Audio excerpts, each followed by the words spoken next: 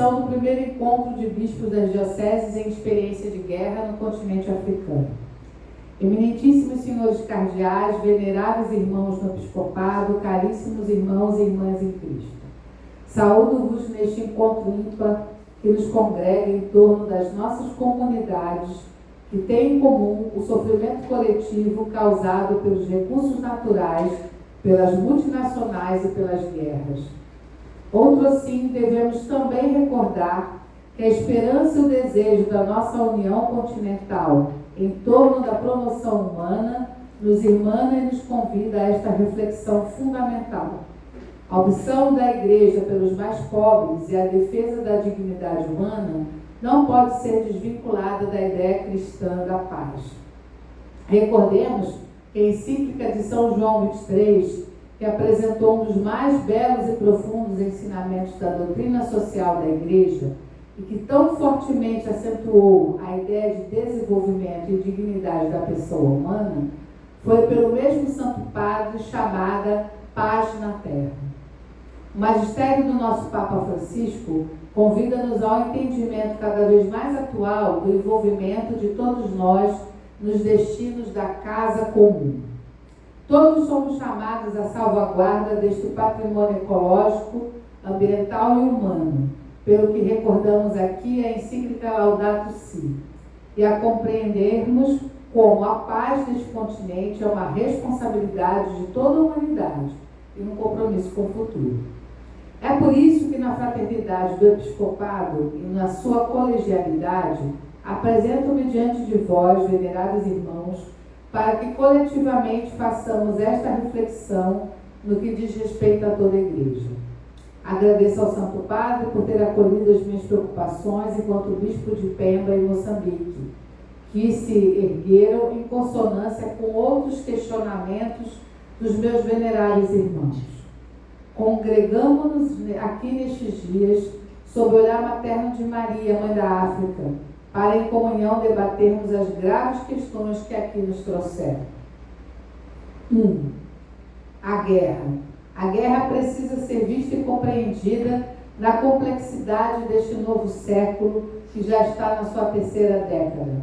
É um negócio, uma atividade de alta rentabilidade, articulando os chamados senhores das armas, recrutando milícias paramilitares e uma teia de relações que produzem destaque e status social para aqueles que são os agenciadores dos conflitos.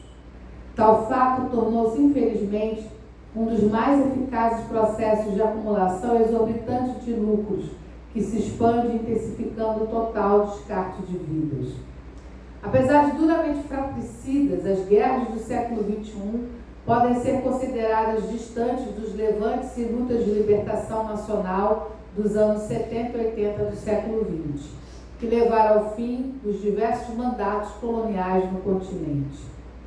No entanto, parte considerável dos conflitos mais contemporâneos tem profunda relação com os caminhos da construção dos Estados e as opções de inclusão ou não no exercício da cidadania, da diversidade dos povos e instituições que tiveram papéis muito importantes nas lutas anticoloniais. A Guerra Fria e as disputas entre os Estados Unidos e a antiga União Soviética tiveram seu papel relevante no aumento das tensões nas guerras. Contudo, o mercado das armas e o investimento nos grupos paramilitares para a desestabilização política e a atuação dos mesmos, apesar de seus horrores, demonstravam que a promoção de guerras se tornava uma atividade altamente lucrativa, que articulava setores locais ao mercado internacional do armamento e da morte. O desafio que se desenha é o do papel da Igreja, de modo especial o da ação dos bispos perante as realidades desafiadoras que trazem a ideia de desenvolvimento econômico em detrimento do bem-estar das sociedades e do investimento na promoção da vida e dos direitos fundamentais, notadamente da cidadania. 2. Em diversos conflitos que se seguiram ao fim dos mandatos coloniais em diferentes contextos africanos, a Igreja Católica, através dos seus prelados, missionários e missionárias, se colocou no papel de mediação de povos que ficaram à margem da construção da ordem política e social. Além desses periféricos não serem incluídos nas decisões políticas, a governabilidade desses novos estados africanos consolidou essa ausência da atenção estatal, atribuindo às missões cristãs o papel de mediadoras do Estado com as áreas periféricas e principais administradoras do caos e das consequências do abandono de contingentes populacionais inteiros da participação dos benefícios e direitos sociais e políticos. 3. Diante disso, os prelados católicos possuem papéis que esgarçam e muito os limites de sua autoridade e se confundem na dinâmica interna com o exercício dos papéis de autoridades políticas e distritais, trazendo para dentro do cenário da vida eclesial questões prementes que vão desde a assistência social à denúncia do descaso dos poderes constituídos e das violações dos direitos humanos. 4. Essa situação da Igreja traz o desafio de se refletir sobre as nossas missões. O dever do anúncio e da promoção humana se articula de forma indelével ao incentivo das conquistas sociais. O Evangelho e a justiça social na era pós-colonial do catolicismo na África passam a ser vistos de forma entrelaçada. Tal fato é um ganho, mas também um enorme desafio, que convida a refletir e tomar medidas para se pensar como os bispos em países dilacerados por guerras devem agir. E, sobretudo, o que podem aceitar ou não num momento de acirramento dos conflitos e das tensões. 5. Os prelados que veem suas comunidades assoladas pela guerra e pela fome têm encontrado como grande desafio o desinteresse ou omissão ou cooptação política dos governos dos países em que se encontram.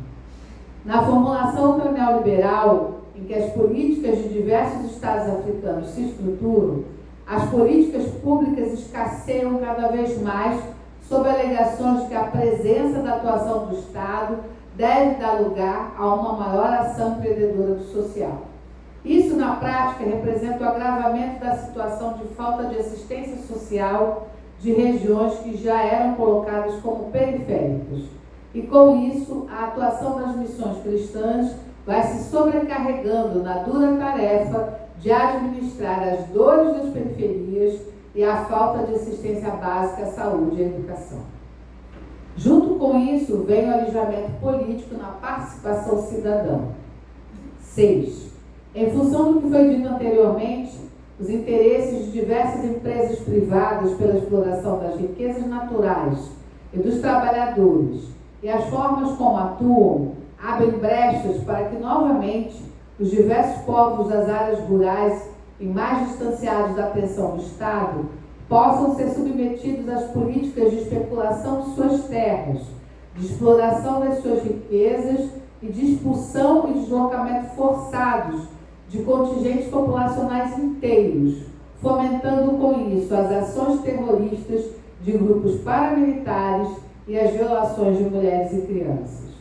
Essa lógica, infelizmente, atravessa o mundo, mas afeta de modo inequivocamente pior as sociedades deste continente. 7.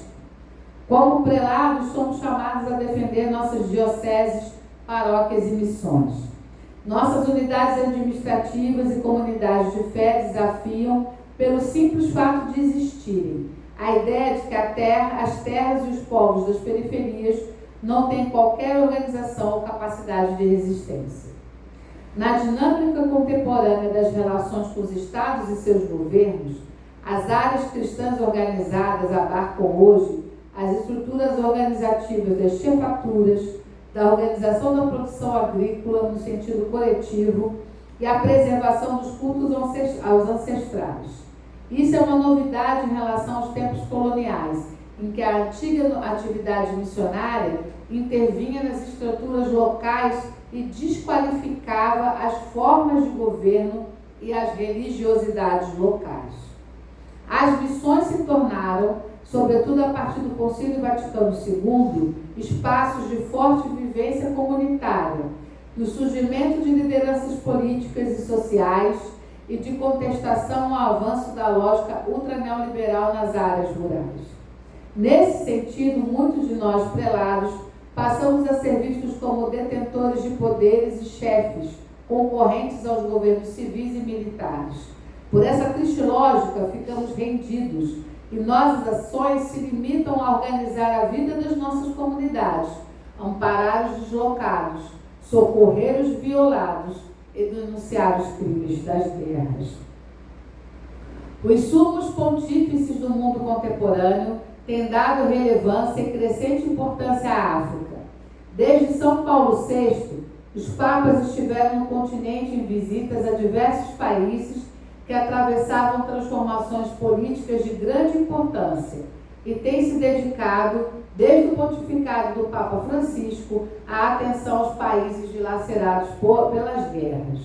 Destaca-se aqui a visita do pontífice a Moçambique, que tive a honra de poder acompanhar, e as mais recentes ao Congo e ao Sudão do Sul.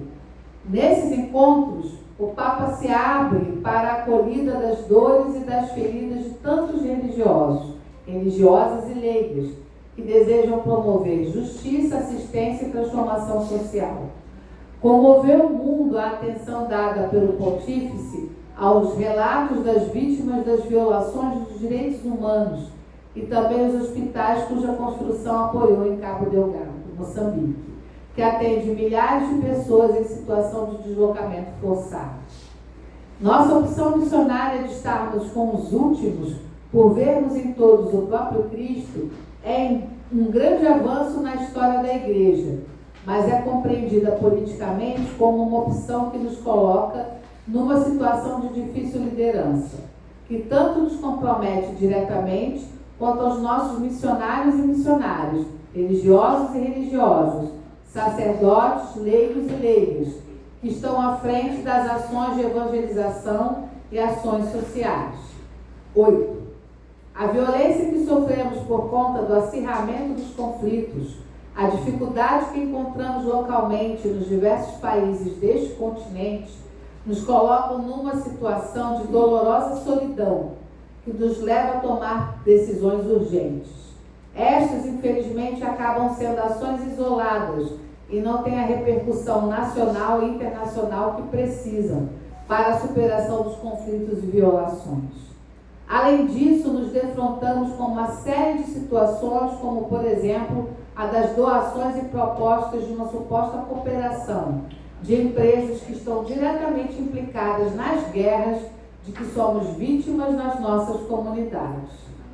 Se não fizermos o devido discernimento de quem nos oferece ajuda e sob quais termos, estaremos passíveis de ver a nossa imagem e a da Igreja associadas a agentes que claramente lucram com os conflitos, mas que buscam se veicular a nós, prelados e comunidades, para passarem uma suposta imagem de benevolência e caridade. Por outro lado, também podemos nos tornar reféns de instituições que desejam fazer benemerência, mas que são envolvidas com o chamado negócio do bem, que lucra em administrar a situação de vítimas das guerras, com ações supostamente de auxílio, mas que são ligadas a uma sofisticada forma de acumulação de riqueza e prestígio ao se especializarem na administração dos conflitos. Como disse inicialmente, tanto as guerras quanto os agenciamentos de mediação são um desafio imenso para nós bispos, porque no capitalismo, infelizmente, a promoção e a administração da dor geram lucros para aqueles que a perpetuam. Nossos desafios apostólicos são imensos e, diante disso, a promoção desta primeira reunião continental é fundamental. Precisamos nos ouvir, perceber os nossos desafios, elaborarmos e sairmos da solidão que sentimos na dura situação que atravessamos. Não estou mais em Pemba, mas foi durante os 7 anos do meu exercício episcopal que essa proposta foi sendo amadurecida no meu coração.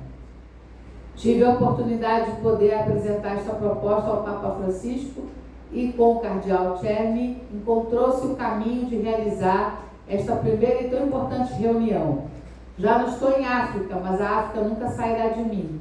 E o problema da igreja da África é um problema de toda a igreja, portanto o meu também. Que nesta reunião se possam construir pontes de diálogos e atitudes que serão compartilhadas entre todos, para que nos unamos face às dores que atravessam e dilaceram nossas dioceses, e que disso tudo possamos, em Cristo, estar mais fortes e mostrarmos a todos os nossos irmãos e irmãs que a igreja se importa com suas dores, ouve seus clamores e conclama a todos a uma transformação. Não estamos e nunca estivemos sós. Em Fraternidade Episcopal, Dom Luiz Fernando Lisboa, Congregação Passionista, Arcebispo-Bispo da Diocese de Cachoeiro de Itapemirim, Espírito Santo, Brasil.